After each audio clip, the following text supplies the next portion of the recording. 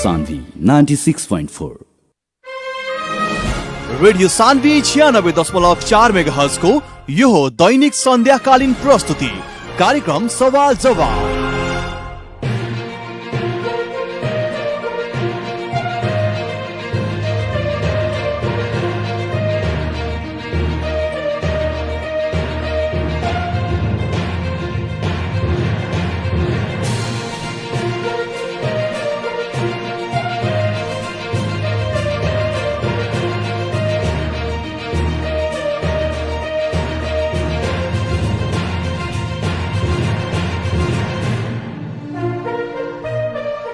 नमस्कार, हार्दिक स्वागत बा रेडियो सान्वी 96.4 मेगाहर्ज के प्रस्तुति कार्यक्रम सवाल जवाब में। कार्यक्रम सवाल जवाब के साथ उपस्थित हो चुकल बानी हम कार्यक्रम प्रस्तोता मुखलेश गदी। हरेक दिन समसामयिक विषयों पर बहस और छलफल करनी सन। संबंधित निकाय के व्यक्ति लोग से आम जनता के समस्या समाधान करे के खातिर हमने के प्रयास रहेला। और आज कार्यक्रम सवाल जवाब के बहस और छलफल में अभी के वर्तमान परिवेश के लेकर के बातचीत करे के खातिर सहभागी करिले बानी सन नेपाल किसान हक हित संघर्ष समिति के पर्सा के अध्यक्ष एवं अभी फिलहाल गादी माई वन व्यवस्थापन समिति के अध्यक्ष शहरुम गदी जी के सबसे पहले वहाँ के स्वागत करके चाहें। स्वागत बा शहरुम जी कार्यक्रम सवाल जवाब में। धन्यवाद। का हो रहल बाटे अभी आजकल कथी में व्यस्त बानी? पानी पड़ता, बहुत खुशी के बात बा कि प्रकृति हमनी के पानी के किसान खतरा पानी के आज जौन काल से जौन पानी पड़ रहा बा झरी के रूप में बहुत किसान खातिर राहत बा। यही खुशहाली में गांव में आके घूमतानी सब। गादी माई के तरफ से एगो निर्वाचन भइल खो में अध्यक्ष में चुनाव जीतनी हो तो बिरुआ जौन बा ओकरा के वृक्षारोपण के हिसाब से लोग के 5 गो 10 गो वितरण आज करौनी हो जी। सामाजिक संजाल में देखे के मिल रहा बाटे जैसे कि अपने ही के फेसबुक वाल से चाहे और भी सामाजिक संजाल के मार्फत से अभी जौन अपने निर्वाचित बहनीय गादी माई वन व्यवस्थापन समिति के अध्यक्ष में अभी जोड़ तोड़ से कहीं ना कहीं वृक्षारोपण पर ध्यान देले बानी। खास करके अभी जौन अवस्था रख पानी ना पड़त लख अकाले हो गई लख आदमी छटपटात लख ये अवस्था में अभी पानी पड़ रहा बाटे गाँव में बानी का अवस्था जनता लोग के गांव में एगो खुशहाली के माहौल बा। अब 100% तो हमनी के उपज नहीं हो सकत लेकिन 50% हुई। अब ये पानी से हर किसान के खुशहाली बा, जेकर खेती हो गई बा ओकरो खातिर बा, जेकर नहीं रोपनी भइल उ रोपनी करता। अब यही हिसाब में खुशहाली के हिसाब में परसा किसान के लोग एकदम खुशहाली बा, खुशहाली मनावता। ईश्वर के एगो आभार व्यक्त करता जे ईश्वर तनका लेटे भइल लेकिन पानी पड़ गई सबके बराबर ईश्वर कर देले कह के इहे चीज में लोग आज खुशहाली मना रहे बा। कितना % रोपाई अभी संपन्न हो चुकल बाटे? लगभग 50-60% रोपाई हमनी के पानी उनी सिंचाई से हो चुकल बा। बाकी बा तो हो ये पानी पर हो जाए के आशा बा जी।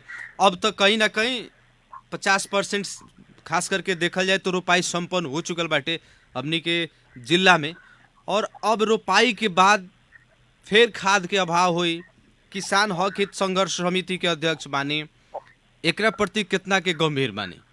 हमनी के पहले से एकर एकदम अब तो दुखित रहनी है कि पानी ना पड़ी तो मल के उतना आवश्यकता ना होई कह के, लेकिन पानी पड़ गई बा मल तो सबका चाहिए। मल के लगभग 80% हमनी के इस साल में हमनी के लगे उपलब्ध बाटे जी। माने मांग के अनुसार अगर किसान मांगता वो अनुसार के परिपूर्ति हो सकता है परसा जिला में। अब 100% तो नहीं हो सकत लेकिन परसा जिला में 80% हो सकता। जैसे मान ली अभी डीएपी एकदम परसत बा, यूरिया भी बा। अब आगे साल के ट्रेनिंग के हाकिम साहब से बात भइल को उनका लगे डीएपी एकदम परसत बा, जितना चाहिए उतना मिले का अवस्था बा। लेकिन यूरिया के यहाँ कृषि सामग्री कंपनी आज वितरण कैलक हो। अब जेकर सहकारी बा लियावता अगर ईमानदारी पूर्वक से वितरण कर दे तो शायद उतना दिक्कत किसान के ना होई। लेकिन ये लोग अगर बेईमानी करता तो हमनी के एकदम निगरानी में बानी सो कि गाँव पालिका से हमनी के जुड़ल बानी सो। जौन गाँव पालिका में जौना वार्ड में मल आवता अगर यहाँ के मल वितरण नहीं हो तो एक खातिर एगो नमहर आंदोलन हमनी के करम से प्रशासन से भी हमार समन्वय हो रहा बा। आज भी सीडीओ साहब से बात भइलक हो कि कम से कम सामग्री कंपनी के जे हाकिम बा ओकरा के कम से कम निर्देशन दी कि उ ले जाता तो गांव में पुगता कि ना, वार्ड अध्यक्ष ये जौना वार्ड के बा ओकर नंबर उ मांग के राखो, ओकरा से पूछो कि खाद गइल तो वितरण भइल कि ना भइल, कह के ए तरह के हमर पहल जारी बा। जी, आम जनता आम किसान के भी एगो बहुत बड़ा समस्या बा। जौन खाद सब जा रहल बाटे बीरगंज से सहकारी संस्था में, उस सहकारी संस्था वाला बा कहीं ना कहीं बेईमानी कर रहल बा। ए पर अपने लगन कितना के मने जागरूक बानी और वैसन किस्म के जनता के शिकायत आ रहल बा कोनो भी पालिका से या कोनो भी वार्ड से, तो ओकरा खातिर अपने लगन के पहल कदमी का ओकरा खातिर एकदम हमनी के तटस्थ बानी छ। ओइसन अगर कोनो सहकारी करता तो हमनी के बक्सम से ना ओकरा के कार्रवाई के दायरा में लियाम छ। सीडीओ साहब से ओइ संबंध में आजे बात हमरा से भइलक हो कि ई चीज जोन बा रुआ निर्देशन करी कि जौन वार्ड में मल जाता वो वार्ड में सही जाओ, उचित मूल्य ले आओ, काहे कि व्यापार ना लगे। ई सहकारी अनुदान में आइल बा 2500, 2000, 1500, 1100 ना दे ओकर एगो गांव पालिका जौन टोकलो बा कि 800, 900 कितना जौन गांव पालिका के अलग अलग रेट बा, उ जौन गांव पालिका उ रेट टोक देल बा, वही अंडर में रह के उ वितरण करो। उससे अगर ज्यादा में बेचता तो किसान लोग कम से कम हमरो से संपर्क करो या तो जिला प्रशासन में सीडीओ साहब से डायरेक्ट ऐसी करो। सीडीओ साहब के नंबर हम टिपा देता नहीं, वो नंबर में डायरेक्ट बात कैला से वही कार्रवाई करे खातिर एकदम तैयार बाने। वैसन अगर कहीं बदमाशी होता जब तक ले किसान ना खोजी, जब तक ले किसान इस चीज के ना कही तब तक ले हमनी के तो जानकार नहीं हो सकत। जी जी। अब जैसे कि ई तो रहल किसान के पार्टो में गादी माई वन व्यवस्थापन समिति के अध्यक्ष में निर्वाचित भइल बानी, एकरा खातिर तो अपने के शुभकामना भी बाटे और बहुत बहुत बधाई बा। कार्यकाल के भी शुभकामना देवे के चाहेम सन। अब रहल बात धन्यवाद बार हुआ एफएम के जी और हुआ पूरा एफएम के साथी लोग के हमरा तरफ से, गादी माई के तरफ से, व्यक्तिगत शोरूम गद्दी के तरफ से बहुत बहुत धन्यवाद बा। अब अपने लगन के काम कर्तव्य अधिकार का बाटे इस समिति के? जैसे अभी बीतल शनिवार के हम शपथ लेनी था, हमने की एगो समिति बनल बा। सबसे पहले जिम्मेवारी बा कि नेपाल के धन हरियो वन जौन बा एकरा के हमने के बचाव के काम कइल जाओ। जैसे अब किसान के जनता के बा, जनता के तो उपयोग होके वाला सामान तो चाहिए। जैसे मान लीजिए कोई क्या अगर मरण हरण होता तो दाह संस्कार करे खातिर काठ के आवश्यकता बा। हमने के लगे काठ नहीं के हो सकत तब तक ले तो दाह संस्कार नहीं के हो सकत, तो काठ के व्यवस्था करे के सबसे पहल का प्राथमिकता हमार वहाँ बा।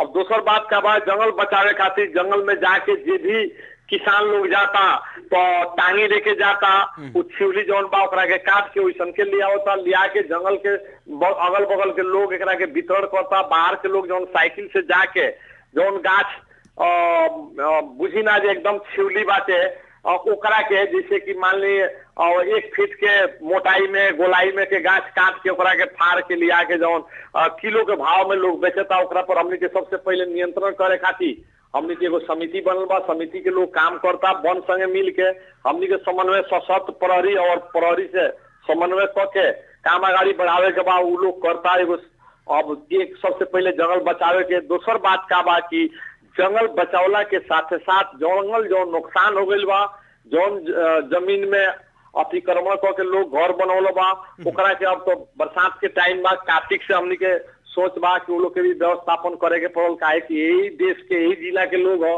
अब बनावे को लोग के कैसे व्यवस्थापन होई जे वन फड़ानी करके वन के अतिक्रमण करके अब तो बस्ती बसा ले बाटे, ओकर व्यवस्थापन करे खातिर हमनी के लगे का बा कि जैसे गांव पालिका में जमीन बा, एलानी प्रति कहीं कहीं जमीन बा, सड़क के छेव छाव के जमीन बा, ओमे ओकरा के गांव पालिका से हमनी के समन्वय करके ओकरा के हमनी के वहां से हटाएम से। यदि उ नहीं के हटत तो कानूनी प्रक्रिया से ओकरा के हटाएम से। अगर व्यवहारिक पक्ष से हट जाता तो ओकरा के व्यवस्थापन करे के गांव पालिका से समन्वय करके बहुत सा गांव पालिका में जमीन बा वहाँ हमनी के व्यवस्थापन कइल जाई। जहाँ उ लोग घर बनौल बा वहाँ भी हमनी के वृक्षारोपण करे के तैयारी में बानी स।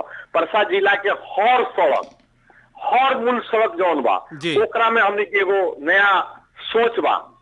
हमनी के मंत्री से ही बात भइल बा, वन मंत्री जी रमेश कुर्मी जी बानी, ये परसा जिला का ही सौभाग्य बा हमनी खतिरा कि उनका से भी हमनी के बात भइल बा। वहाँ के भी हर सड़क में हमनी के हर गांव पालिका से समन्वय करके हमनी के सब में वृक्षारोपण करे के बा। अभी हमनी के खाल क्षेत्र पहिले नंबर कार 4 के हर एक सड़क में की परसा जिला के और भी क्षेत्र के सड़क के क्षेत्र जी जी परसा जिला खातिर जिला के बात करता जी जी हम तो क्षेत्र नंबर 4 के गादी माई के ही खाली बानी जी 4 ना 4 3 दोनों से हमनी के जुड़ल बानी हम। लेकिन ई लक्ष्य बाटे हम परसा जिला के हर एक सड़क में हमार लक्ष्य बा हम किसान से जुड़ल लोग हैं, किसान के संगे काम कैले बानी, किसान के दुख सुख में बानी, किसान के कौन चीज चाहिए उ चीज हमारा अनुभव बा। ऐसे हम एगो गादी माई सेहदारी बन के अध्यक्ष हैसियत से नहीं कह, हम परसा जिला के एगो किसान के अगुआ भइला के चलते हमर सोच बा कि सब पालिका से समन्वय करें, समन्वय करके हमनी के जितना बाटो बा उस सब रास्ता में सड़क में किनार में हमनी के थी करके हैरालू राखे के हम प्रस्ताव लिया बनी, मंत्री जी में तैयार बानी।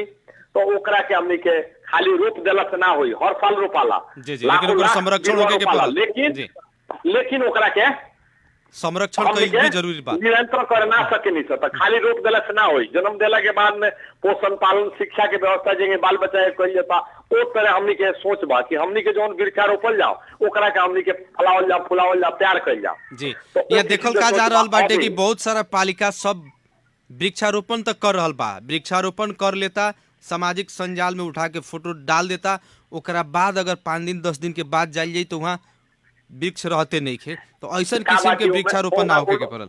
वो गांव पालिका लोग के का सोचबा कहीं से पैसा आइल या गांव पालिका के पैसा लगा के गाछ रोप देवे के बा और वो पैसा खा के ओकरा के नियंत्रण नहीं करे के, ओकरा के पालन पोषण नहीं करे के छोड़ देवे के बा। लेकिन हमनी के का सोचबा अभी अपने के रेडियो के मार्फत से अपने के जानकारी देवे के चाहता नहीं या परसा जिला के किसान लोग के जानकारी देवे के चाहता नहीं।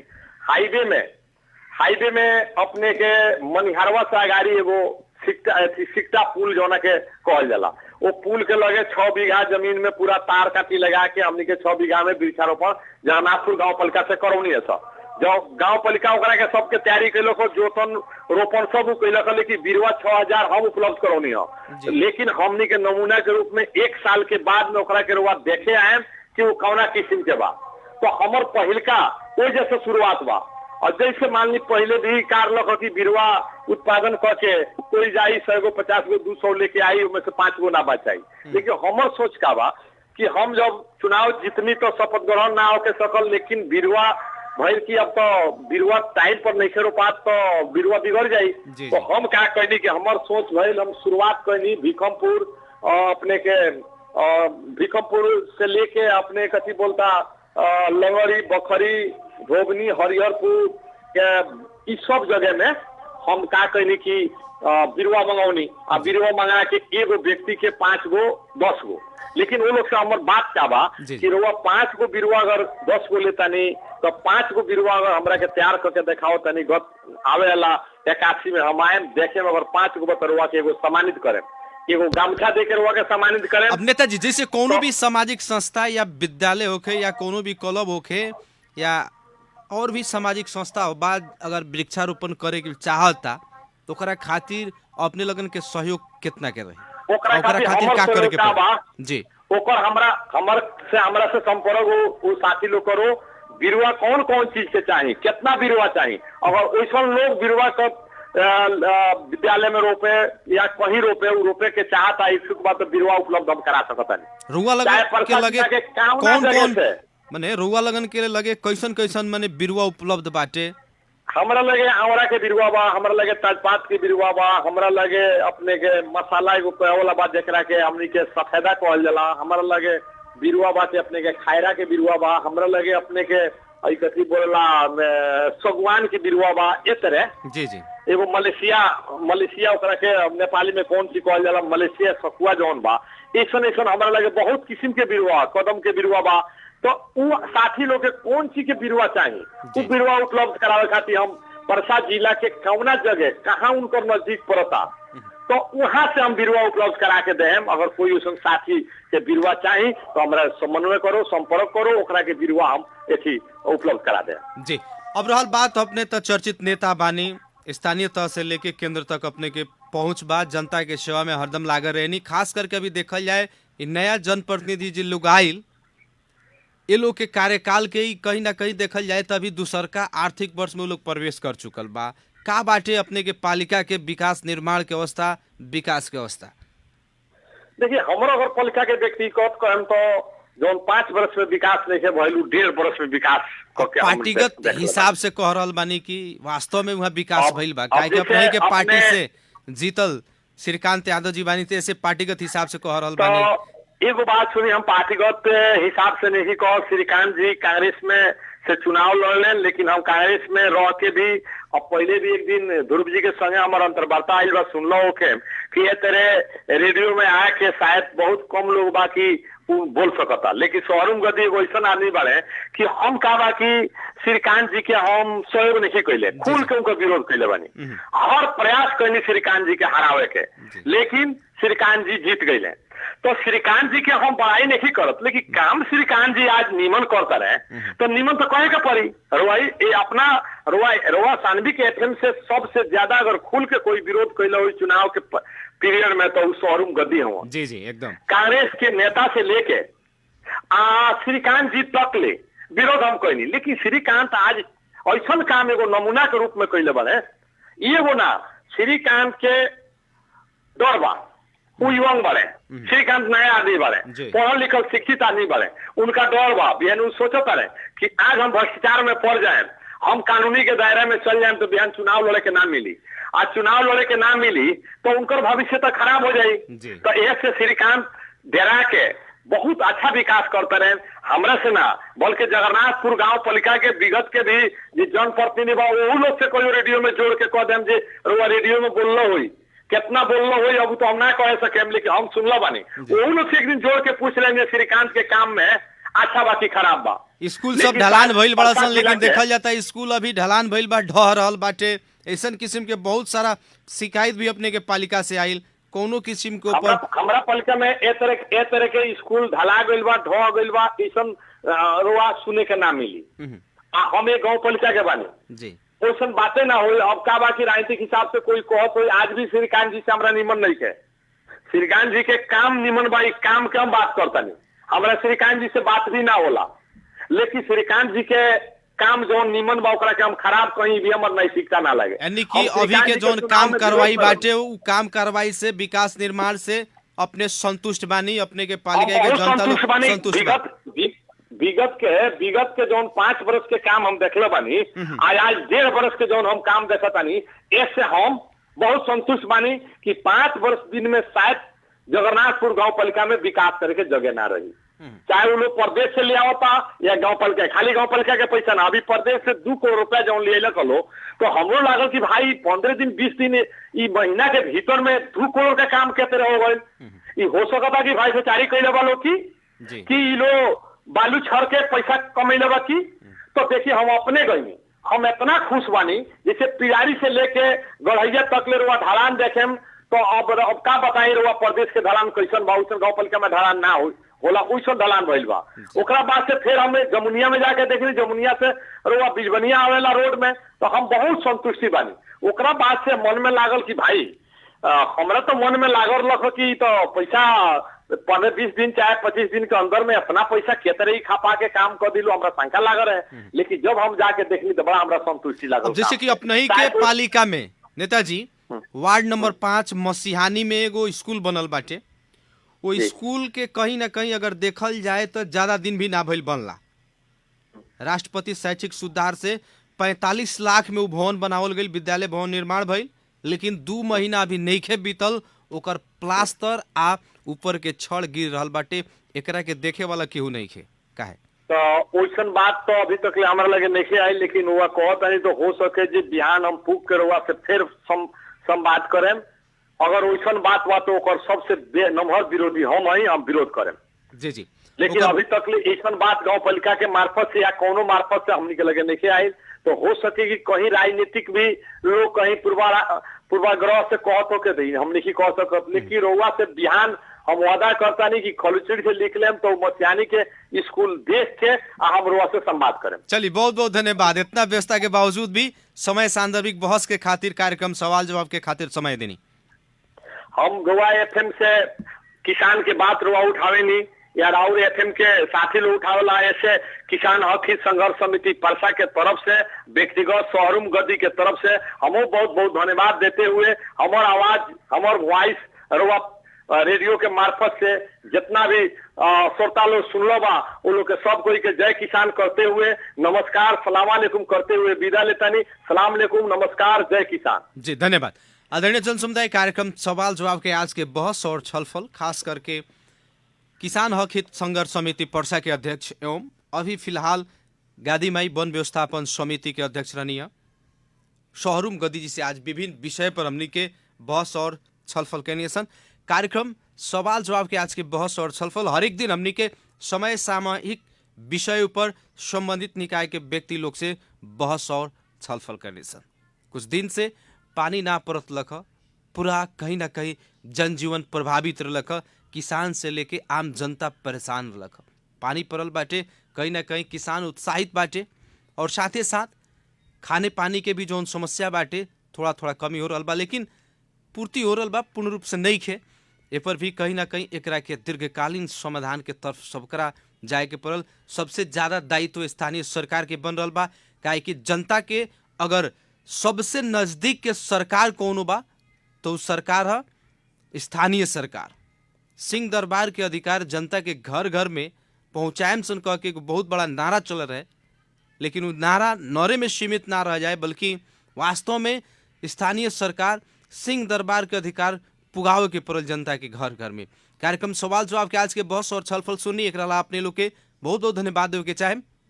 विशेष धन्यवाद प्राविधिक मित्र सत्येंद्र यादव जी के देते हुए कार्यक्रम सवाल जवाब के आज के बहस और छलफल से हम कार्यक्रम प्रस्तुता मुकलेश गद्दी आज के खातिर विदा चाहत बनी।